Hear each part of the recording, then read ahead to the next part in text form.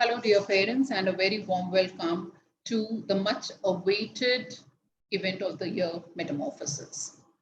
Metamorphosis, which means transformation, alteration, conversion, modification, change, it can be synonymous to so many different words.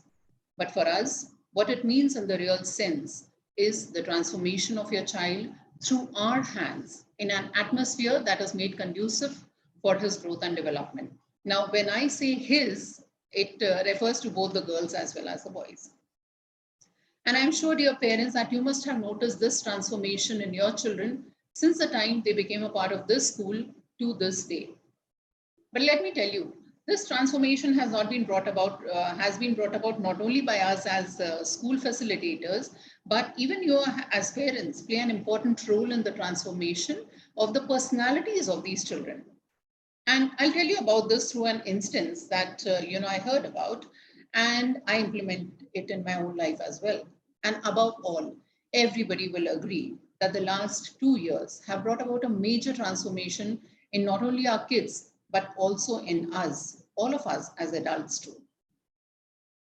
Dear parents, we are dealing with innocent souls, souls that will convert this world into a beautiful place to live in. And in this, how much are we contributing and how much are we supporting them? Now is the time for us to peep into our hearts and realize in what way are we molding the personalities of these little angels that God has entrusted us with. Are we giving them that correct amount of mental nutrition, or are we overprotecting them? So let me elaborate this with an example that I told you earlier about. Once upon a time, all right, there were two neighbors, one old man and the other a young engineer. Both of them had planted a basil plant in their garden outside. Basil is that tulsi plant, which is known for its immense benefits, that basil plant. So the old man planted the sapling into the ground and would water it just once in 2 days. This plant was healthy with strong leaves. The engineer, on the other hand, planted the sapling into the pot. He would bring all sorts of nutritive manure and the latest technology to treat his plant, watering it every day and so on and so forth. His plant did grow better with brighter leaves and was dense. But one day there came a storm, bringing with it heavy rains and wind. What happened to both these plants then? Well, the old man's plant stood sturdy, stood its ground, and survived, smiling and shining in the sunrise next morning.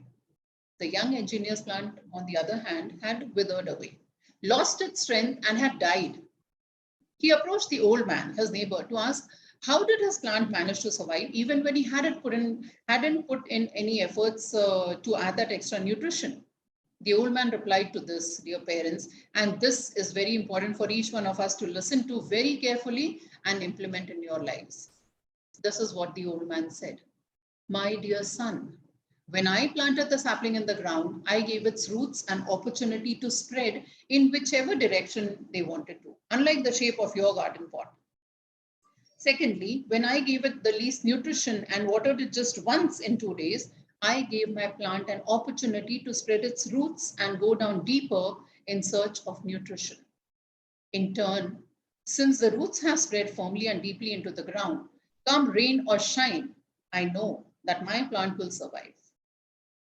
You may not see many leaves on it today, but look at it swaying in glee because it has hopes and new leaves are already sprouting. And this, dear parents, is what we do with our children. When we give them that extra care and comfort, what they want, right? When we defend our children in their wrongdoings, allowing them to stay in their comfort zones, what are we doing? We are only crippling their capabilities and crushing their potential to break open the cocoon on their own, and we are not allowing them to face the harsh realities of the world. We do not allow them to turn into a butterfly and experience the metamorphosis, as this requires a lot of hard work on their end, pushing, determination, and perseverance. But again, this does not mean that you leave them alone to fend for themselves. Give them that love, care, affection, and appreciation that they need. Just as we have taken the time to witness this show on stage, I want you to appreciate your child in a very special way. Today, I want you to go back to that month of January when you started getting messages, notes, and circulars from teachers regarding metamorphosis. That was the day when your child started preparing for this day just to impress you. Today, dear parents, I want you to visualize every step that your child has taken towards this. Today, I want you to live his journey because let me tell you, parents, this wasn't easy for him. He wanted to live up to the expectations of not only his teachers, but of you, his father and mother, the people who will matter the most in his life. And today, whether or not your child or any other child performs well, I want you to open up your minds. I want you to open up your hearts and open up your hands and give it up for them as well as for their teachers when they come here on the stage, because this is what matters to them. I have been acknowledged. And you, in turn, dear parents, continue to be beautiful people, loving and compassionate, and help us in molding the personalities of your children in a very special way. Because remember, your child is the best because and just because you are the best.